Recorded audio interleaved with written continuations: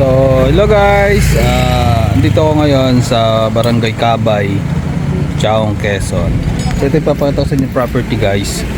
2,000 square meter along Provincial Highway. Ayan o.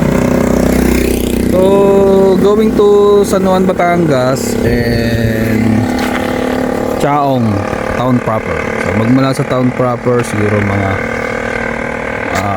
20 minutes to 30. So malapit din to sa sa San Juan. Mula sa mga beaches sa San Juan, mga mga 30 to 45 minutes. Dito sa San Juan, mga 15 minutes lang. So ito yung mapakita ko sa inyo property guys ha. So subdivide to, may mga approved plan na to. So ito 8 meters wide. Yan. Daan yan 8 meters wide. Tapos ito provincial highway. So corner lot siya.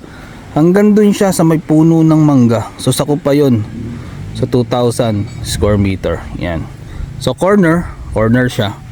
So ito gagawan to ng ng tulay. Yan, gagawan ng tulay yan. Kaya ngayon binobuldozer na, yan ang binobuldozer siya. Gagawan to ng rampa ng tulay. So corner 8 meters wide. So 8 meters wide, mga ganito din kalaki yan. Yan, ganyan kalaki 8 meters. So dalawang ganyan yung daan nyo. Yan.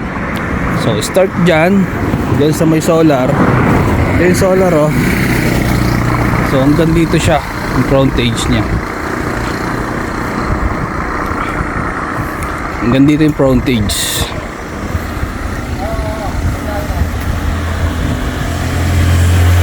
Yan. Ito yung kabuo ng 2,000 no. So ito nilalakaran ko ito. Frontage pa to ng property. So ayan, hanggang dito. So mga yan, ito tatayo din ng solar. Yan, magmula dun sa solar na yon. Yan, ayun yung solar. Dito siya magtatapos. Yan. Dito magtatapos yung frontage niya. So nasa Nel! Anong frontage na ito? 29 yung frontage, magmula dun sa isang solar na yon hanggang dito 29 meters yung frontage. Yan o, may mga bumibiyahe yan. Yan o, may bumibiyahe siya mula Chaong hanggang San Juan, Batangas. Yan. So kompleto, provincial highway siya so may internet, may kuryente, may linya ng tubig. Yan. So about terms, so dito guys, maganda dito. Pwede kayo mag-down ng half, 50% yung down payment. Then pwede kayong mag-installment ng up to 2 years yung installment nya. Maganda dito, siya, all in. So ibig sabihin ng all in, lahat ng transfer, lahat ng babayaran ay sagot na nung may-ari nito. Yan. So guys, ito yung kabuuan no? So ulitin ko guys, 2,000 square meter to. So may approved plan. May approved plan na. Yan. So ulitin ko ulit, daan to ha, 8 meters wide. Yung 8 meters wide nya, ganyan kalaki. Yan. Commercial siya oh. So pwede kayong mag-down ng 50%. Then pwede nyong hulugan ng up to 2 years. Yan.